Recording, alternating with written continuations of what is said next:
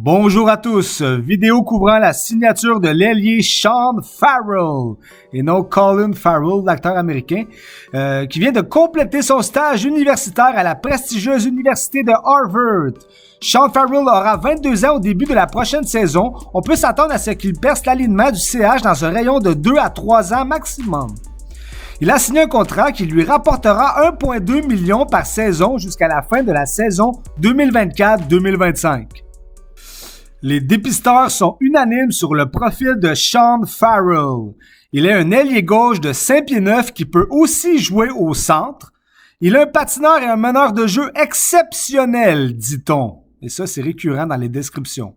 On précise cependant dans toutes les descriptions que l'attaquant américain est limité par son petit gabarit de 5 pieds 9, comme moi.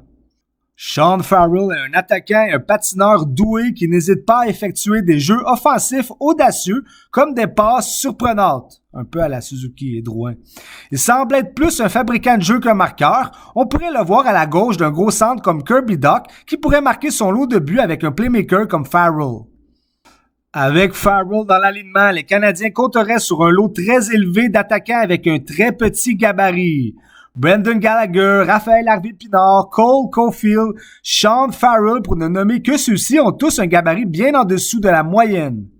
Certains fans voudraient repêcher Matvei Michkov au prochain repêchage. Un autre attaquant de petit gabarit à 5 pieds 10, qu'on dit plus talentueux que tous les autres, ça en fait beaucoup avec un petit frame. Sean Farrell est ambitieux, il se voit jouer avec Suzuki et Caulfield, il l'a dit. Il est assurément un attaquant polyvalent, plus axé sur l'offensive que la défensive. On dit qu'il est un homme à tout faire. À l'université, Farrell jouait les 2 minutes entières en avantage numérique. On le plaçait à la droite, lui qui tire de la gauche. On le faisait aussi jouer en désavantage numérique. Il était partout.